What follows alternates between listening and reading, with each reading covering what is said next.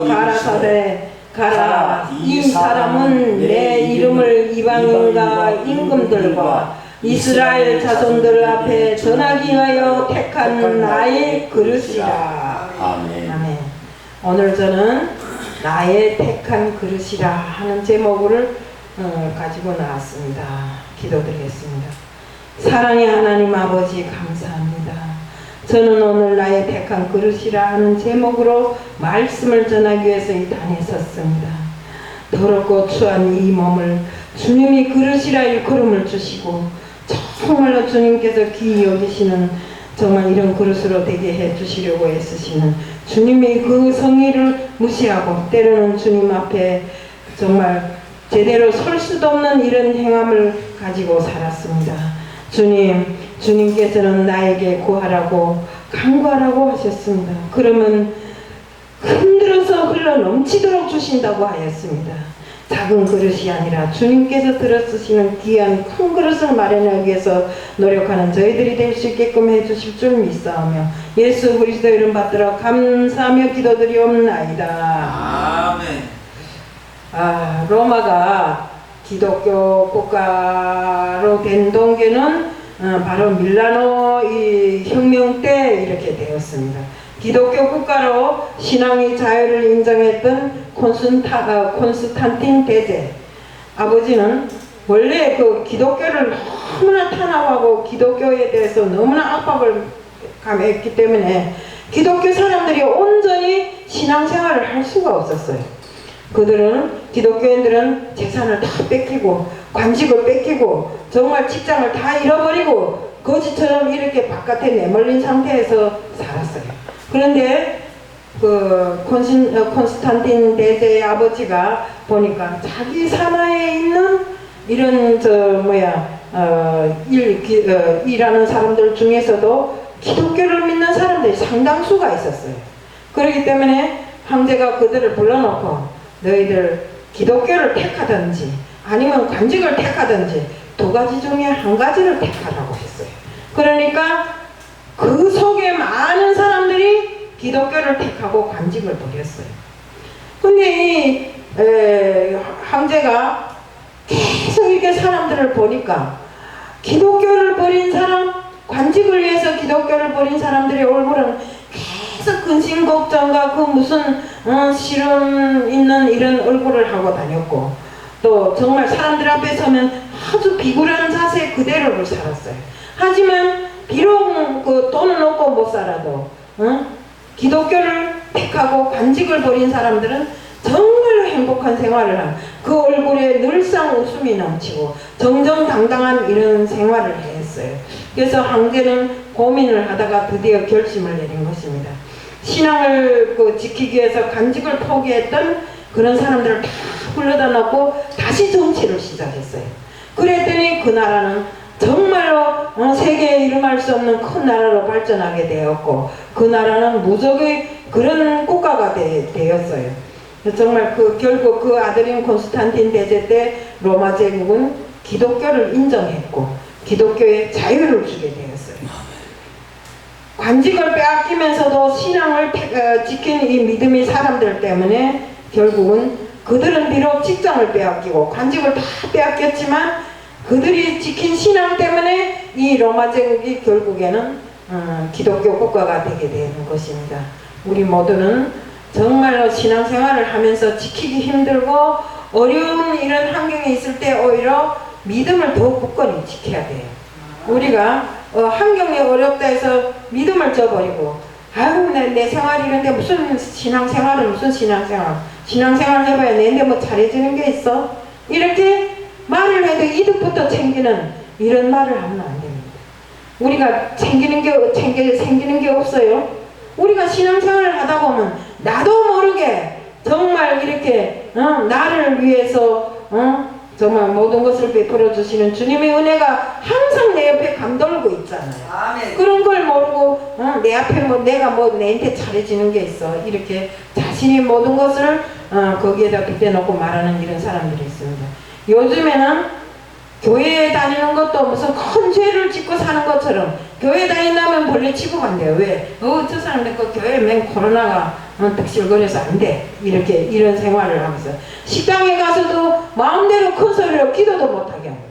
저번에 제가 그 어느 식당에 가서 사람 한 몇 명이 갔어요.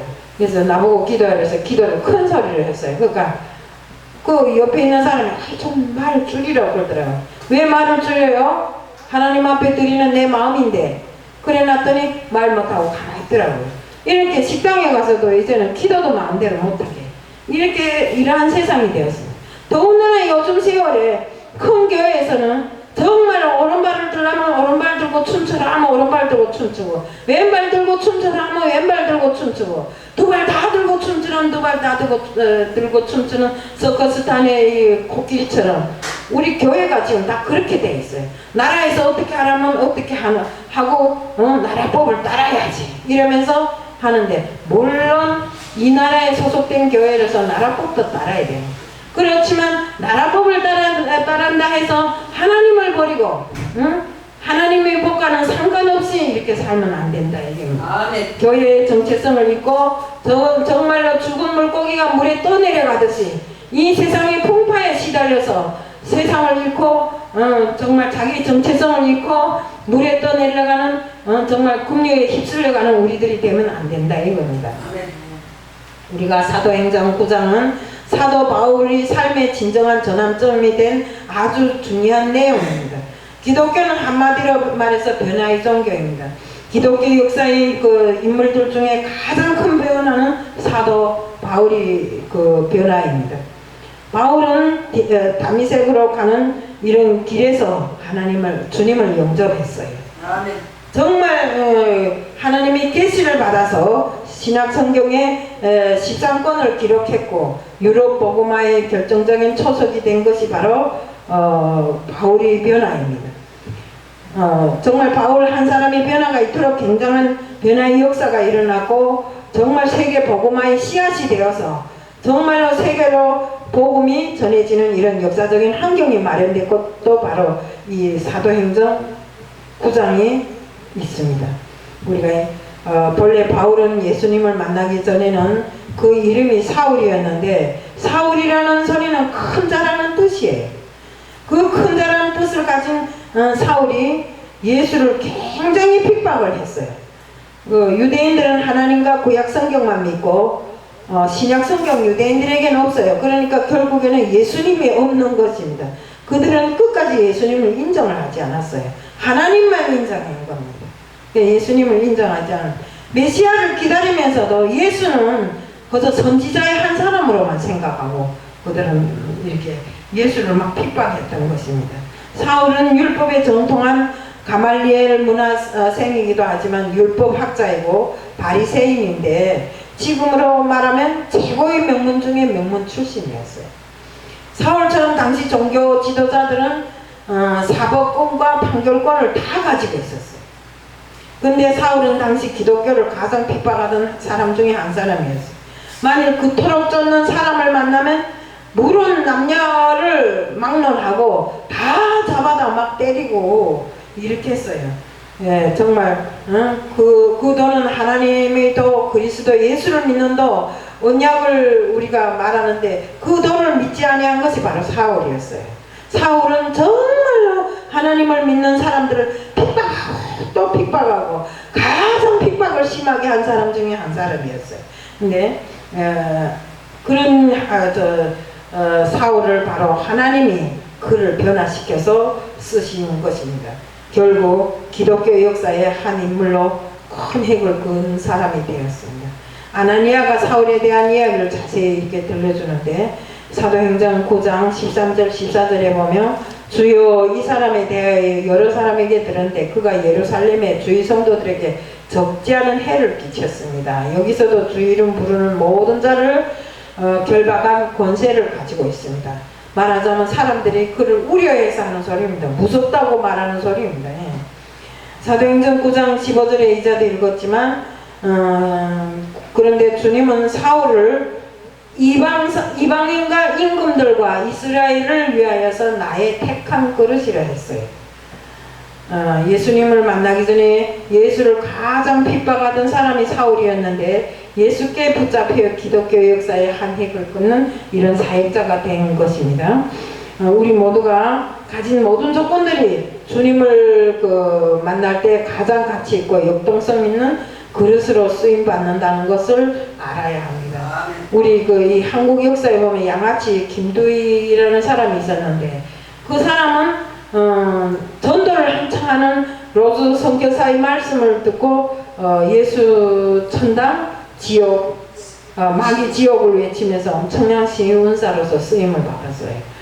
이 품목사는 평양 깡패로 돌탐매질하여 마페 선교사의 턱에 상처를 입혔고 회심한 후에 길선준 목사 등과 함께 신학을 졸업하고 제주도로 선교사로 파송을 받았어요. 요즘 기독교를 박해하던 스님이었던 이정훈 교수가 오히려 해박한 지식으로 기독교를 선전하고 있어요. 그는 사실 스님인데 기독교를 선전한다는 것은 쉬운 일이 아니잖아요. 바로 하나님이 쓰임을 받으면 이렇게 된다는 소리입니다. 이정훈 교수 역시 울산대 법철학 서울법대 학원 스님법사 군중장교 종교자유정책연구원을 만들어서 가장 좋았던 미션스쿨 명문대 광고 등 학교를 다 이 학교의 공직자들을 무너뜨린 이런 사람이었어요. 종교 편향을 내세워 공직자들이 종교 활동을 적극적으로 저지시켰던 한 사람이었지만 그는 하나님을 영접한 후에 결국에는 정말 하나님이 쓰임을 받는 그릇으로 아주 귀히 쓰임을 받고 이어령 교수, 이어령을 알죠? 이어령 교수 역시도 예수를 핍박하는 사람이었어요.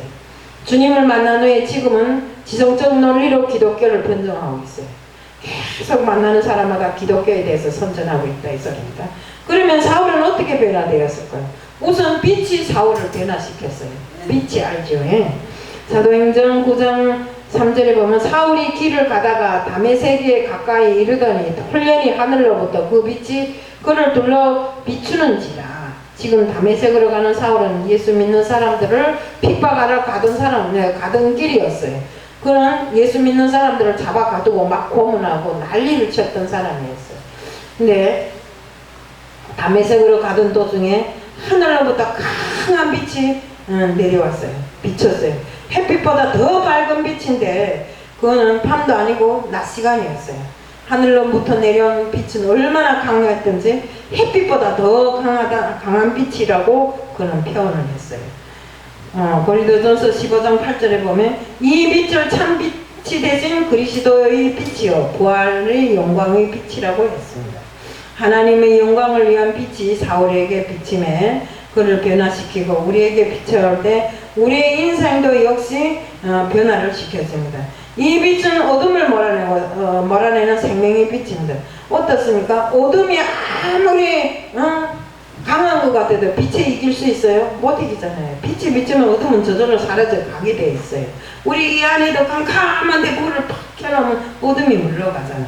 그것처럼 정말 빛은 어둠을 몰아내는 이런 생명의 빛이라는 거. 창세기 1장 3절에 보면 하나님이 세상을 창조하실 때 제일 먼저 빛을 강조하셨고 빛과 어둠을 나누고 빛을 낮이라고 하고 어둠을 밤이라고 했습니다. 빛이 있으니 모든 혼돈과 공허와 무질서가 저절로 물러갔다고 했어요. 이곳에 있는 여러분 모두는 심령 속에 빛이 임함으로 인해서 무질서가 잡히고 혼돈의 질서가 잡히시길 바랍니다. 우리 마음에 항상 근심 걱정 이것저것 잡생각이 많다면 그 모든 것을 하나님이 그 빛으로 몰아내야 됩니다. 우주 창조 전 공허하고 무질서한 것은 우리들의 마음하고 똑같아요. 이렇게 무질서한 우주 공간이 하나님께서 세상을 창조하실 때 먼저 빛을 창조하셨잖아요. 그 빛이 있음으로 해서 흑암으로 깔려있던 모든 것이 정말 혼돈하던 그 모든 것이 질서가 잡혀나갔어요. 그것처럼 예수님의 빛이 비춰지면 두려움이 사라지고 근심 걱정이 완전히 없어지게 되는 것입니다. 햇빛보다 더 밝은 예수님의 빛이 여러분에게 비춰지시길 축복합니다.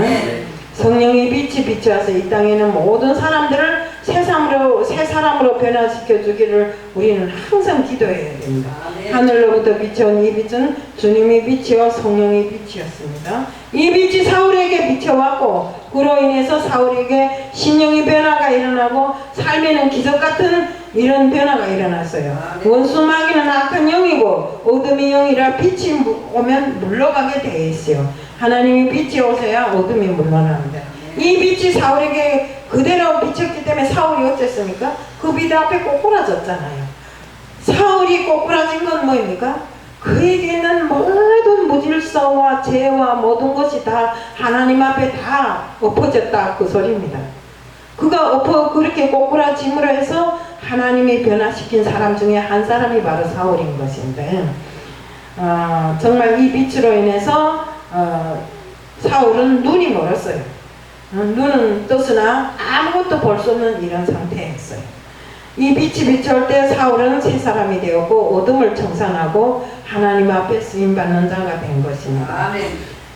요한일서 1장 7절에 보면 그가 주님이 빛 가운데 계신 것 같이 우리도 빛 가운데 행하면 우리가 서로 사귐이 있다고 이렇게 말했습니다. 빛 가운데 거하면 하나님과의 교제가 이루어집니다. 빛 가운데 거하면 삶과 인격이 변하고 어두움이 청산되고 정말 내 마음에 밝은 이런 모습만 남아있게 되는 것입니다.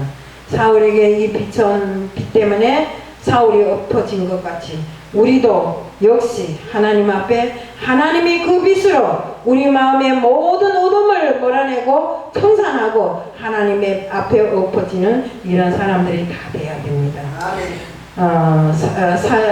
정말 세상에서 얻은 지식과 조건들이 다 깨어지고 사울이 정말 사울로 말하면 어떤 누구보다도 강한 자고 어떤 누구보다도 가진 것이 많고 정말 로마 시민권까지 다 가지고 있는 사람이었어요. 이처럼 그는 어디에 내놓아도 꿀릴 것 없는 사람이었어요. 그렇지만 하나님은 정말로 이런 사울이 그렇기 때문에 아주 교만했어요. 믿는 자들을 거저 함부로 다루고 함부로 붙잡아다가 고문하고 막 이렇게 했어요. 그때 정말 주님 앞에 엎드려져서 그 모든 것이 다 변화를 받은 것입니다. 사울이 주님 앞에 엎드려졌을 때 사울이 물었어요. 당신은 도대체 누구기에 나를 이렇게 하는가 하니까 예수님이 뭐 이랬어요? 나는 내가 나를 핍박하는 예수라 했잖아요. 네. 정말 지금도 기독교인들을 박해하는 그들에게 예수가 나라고 이렇게 말하고 계십니다. 기독교인들을 핍박하고 죽이는 아프가니스탄과 IS 또 이슬람권, 공산권 이런 모든 자들에게 예수가 나타나서 너희가 핍박하는 예수가 나라고 지금도 말씀하고 계십니다. 그런데 그걸 알아듣지 못하니까 저런 일들이 계속 일어나고 있는 것입니다. 오래전에 시골교회 북미에 갔을 때 있었던 이야기인데 한 부부가 tuk성을 한다고 나가서 찬양을 하더라고요. 찬양을 하고 정말로 그 남편이 간증을 하는데 자기는 이 믿는 자기 처가 아주 정말 싫었대요. 그래서 교회만 갔다 오면 쫓아다니면서 부지깽이를 들고 때리고 패고 어디 갔다 왔는가 트집을 걸어서 싸움질하고 그랬대요. 근데 어느 날 하루는 잠을 자려고 누웠는데 갑자기 눈앞이 캄캄한데 무슨 음성이 들려오더래요. 그 누군데 나하고 그러냐 하니까 나를 픽박하는 예수를 픽박하는 너를 보기 위해서 내가 이 자리에 왔노라고 하더래요. 누군가 하니까 내가 예수다 하더래요. 그래서 너 왜 나를 픽박하는가? 내가 언제 예수를 픽박했는가? 하나님 나를 믿는 너 처를 그렇게 때리고 픽박하는 것은 나를 픽박하는 거나 똑같다고 하면서 절대로 그 처를 픽박하지 말라고 해서 그때부터 회개하고 이 사람이 신앙생활을 같이 한다고 합니다. 정말로 예수님께서 그러더래요. 너 자꾸 나를 핍박하면 너 죽는다. 이 말씀에 그가 꼬꾸라져 갖고 하나님 앞에 정말 회개하고 다시는 내 하나님 앞에 이런 나쁜 짓 안 하겠다고 회개하고 이렇게 신앙생활을 했는데 정말 지금까지 그런 신앙생활을 부부간이 잘하고 있더라고요. 정말 이렇게 바울에게 핍박하는 예수가 나야 나라는 이런 말씀을 한 것 같이 바로 우리 생활에서도 항상 예수님이 와서 나를 핍박하는 너희 앞에 선 것이 바로 나 예수다 이렇게 이야기를 하는데도 우리는 그것을 알지를 못하고 생각하지를 못하는 것입니다. 정말 우리가 항상 정말 바울에게 나타나셨던 그 예수님, 그로 인해서 정말 세상의 변화를 가지고 지금까지 기독교 역사에 큰 획을 끊는 바울, 그 바울이 정말 모든 것을 다 버리고 자신이 모든 그것을 다 버리고 기독교 믿음 생활을 했던 것처럼 제가 바울이라는 영화를 보니까 바울은 참으로 물론 영화이기 때문에 그런지는 몰라도 어쨌든 그 영화를 봤을 때 제가 가장 감동 중에 감동을 받은 것이 사람들이 그 바울을 꺼내기 위해서 막 철문을 열고 바울을 빨리 나오라는가 바울이 하는 소리가 이런 지하에 갇혀 있더라고요. 근데 바울이 하는 소리가 내가 이 자리에 있고 예수님이 이 자리에 있으면 나는 이 자리가 내가 서야 할 자리니까 감옥이면 어떻고 지옥이면 어떠냐. 예수님과 함께 나는 무엇이든지 할 수 있으니까 나는 안 나간다. 이렇게 하고 안 나가고 그 감옥 안에 있는 감옥장을 비롯해서 많은 사람들을 또 변화시키는 이런 역할을 하잖아요. 이것처럼 어디에 가서 무슨 일을 하든지 간에 우리 믿는 자들은 예수가 함께라면 정말 죽으나 사나 함께 갈 수 있는 우리들이 마음이 되어야 됩니다. 정말 우리가 보면 바울이 변화될 때 가진 그 지식, 권력, 시민권 이 모든 것을 하나님께서는 완전하게 없앤 것이 아니라 그것을 도구로 해서 그를 변화시키고 또 그가 복음을 전하는 복음 사역자의 역할을 온전히 할 수 있도록 그 모든 그가 가졌던 그 모든 것을 도구로 삼아서 사용하셨습니다. 주님은 그릇을 쓰실 때 깨끗한 그릇을 써요. 어지럽고 추한 그릇은 절대로 안 쓰십니다. 정말 디모데후서 2장 20절 21절에 보면 큰 집에는 금과 은이 그릇이 있을 뿐 아니요 나무와 질그릇도 있어 귀 쓰는 것도 있나니 그러므로 누구든지 이런 것에 자기를 깨끗하게 하며 귀 쓰는 그릇이 되어 거룩하고 주인이 쓰임에 합당하며 모든 선한 일에 예비함이 되리라. 우리가 집에서도 그러잖아요. 더럽고 추한 것은 안 쓰잖아요. 다 갖다 버리잖아요. 그것처럼 우리도 집에서 내 눈에 귀히 여기는 것을 쓰게 되어 있어요. 이것처럼 아무리 그 조건이 많아도 조건이 적고 아무리 그 많다 할지라도 정말 더러우면 쓰지 않습니다. 더러우면 우리 가정도 그렇고 사회도 그렇고 다 버려버립니다. 또한 주님은 변화된 사람을 사용하십니다. 우리가 그렇기 때문에 바울에게 그는 이방인과 임금들과 또 이스라엘 자손들에게 복음을 전하기 위한 나의 택한 그릇이라고 이렇게 말씀을 하신 것입니다. 그렇습니다. 항상 은혜 받은 자, 변화받은 자가 쓰임을 받습니다. 하나님의 뜻을 모르는 자는 아무리 좋은 장점이 있을지라도 은혜를 모르고 또 그 마음에 변화가 없으면 들어쓰지를 않아요. 하나님이 사울을 깨뜨린 것처럼 우리도 깨어지고 부서지고 정말로 엎드려져야 우리에게 변화가 오고 하나님을 믿는 그 마음이 공고해집니다. 바울이 주님을 만난 이후 일생 예수 이름을 부르며 사나 죽으나 주님의 것으로 산 것처럼 우리도 온전한 신앙인으로서 정말 사나 죽으나 오직 주님 한 분만을 믿고 따르는 우리들 모두가 되어야 됩니다. 제가 이제는 이 교회에 처음 발들여놨던 지가 이제 한 10년 되는데 10년 동안 변심없이 우리 조 권사님, 정말 최 권사님, 정말 우리 목사님, 정말 하나님의 일이라면 나의 모든 것을 다 덮어놓고 하나님 일만 하시는 이런 분들 정말 우리가 따르고 배워야 할 점들이 너무나 많습니다. 사울이 정말 세 가지 종류의 눈이 열렸는데, 하나는 지식의 눈이 열렸고, 또 영안의 눈이 열렸고, 또 세상을 보는 사물을 보는 육의 눈.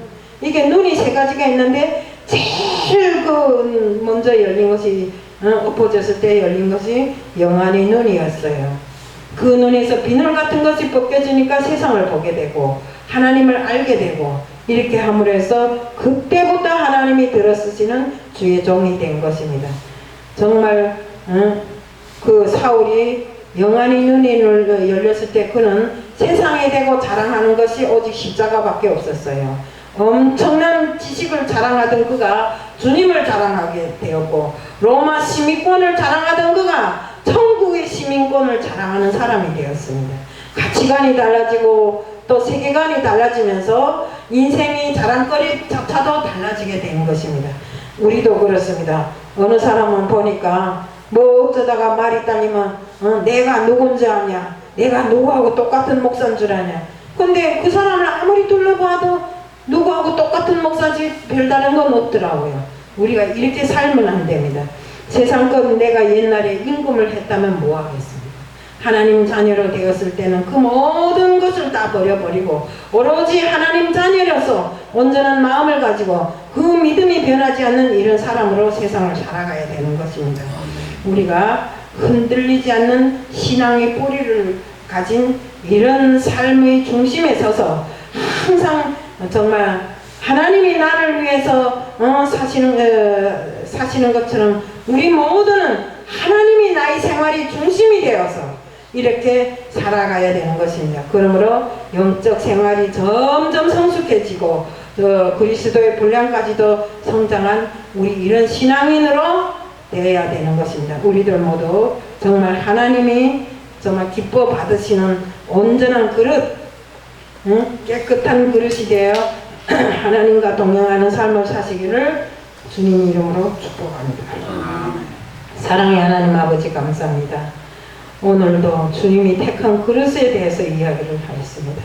우리들 모두 주님께서 들어쓰시는 온전하고 깨끗한 그릇이 되어서 주님 일에 완전한 사람이 될 수 있도록 하게 하여 주시옵소서. 항상 주님과 동행하는 삶이 정말 내가 주님 앞에 섰을 때 정말 죽음도 불사할 수 있는 이런 사람이 될 수 있게끔 해주실 줄 믿사오며 예수 그리스도 이름 받들어 감사하며 기도드리옵나이다.